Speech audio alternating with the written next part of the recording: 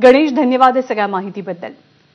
आणि यानंतर एक मोठी बातमी आहे। काँग्रेसचे प्रदेशाध्यक्ष नाना पटोले यांच्या गाडीला काल रात्री अपघात घडला आणि आता त्यावरनं काँग्रेसचे प्रवक्ते अतुल लोंढेंनी गंभीर आरोप केले।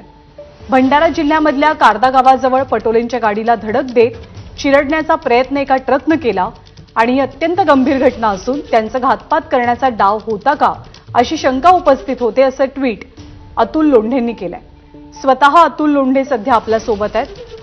अतुलजी, आपलं ट्विट तर आम्ही पाहिलं, काय सूचित करायचंय, काय म्हणायचंय तुम्हाला?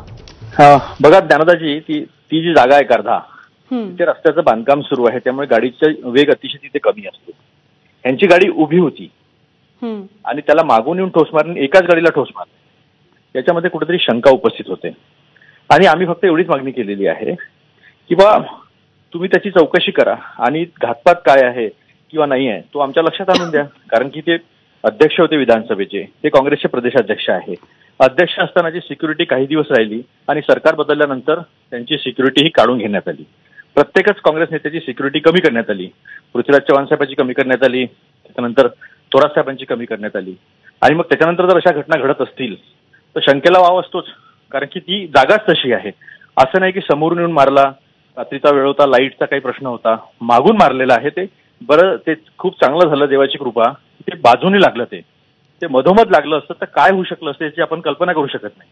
ती जागा आम्हाला माहीत असल्यामुळे आम्ही त्याचं इमॅजिन करू शकतो की तिथे काय होऊ शकलं असतं। मग हातापाताची चौकशी करायला काय हरकत आहे? मी ट्विट तर डीजीपीने टॅग केलेला आहे, आता रिसर तक्रारी मी डीजीपीकडे दाखल करतोय। नाही, तोच प्रश्न अर्थात मी पुढे विचारणार होते की जर तुम्हाला इतकी शंका आहे तर तुम्ही ऑफिशियली तक्रार वगैरे काही दाखल केली आहेत का? या परिसराचं सीसीटीव्ही फुटेज मिळावं अशी आपली मागणी आहे का? पण आम्ही आता रिसर तक्रार थोड्या वेळात दाखल करतोय। हो, आणखी एक मुद्दा म्हणजे तुम्ही आणखी एक वाक्य लिहिलं तुमच्या ट्विटमध्ये की विरोधी पक्षाच्या नेत्यानं संपवून भाजपला निवडणूक जिंकायची आहे का? मग काय अर्थ, तुम्ही हे असं विधान करण्यापाठीमागचा अर्थ काय आहे? आजपर्यंत असं कधी झालं नाहीये की काँग्रेस सारख्या पक्षाचे किंवा भाजप सारख्या पक्षाचे प्रदेशाध्यक्ष वगैरे असतात त्यांना सिक्युरिटी चांगली देण्यात येते।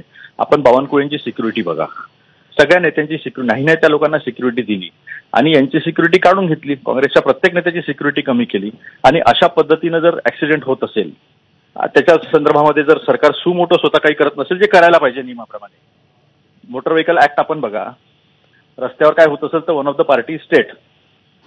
मग आता 11 वाजता काल रात्री ही घटना घडली, तिथपासून आम्ही आतापर्यंत वाट पाहिली आणि शेवटी मग मला ते ट्विट करावं लागलं आणि आता आम्ही रिसर तक्रार करून मागणी पण करतोय की चौकशी करावी।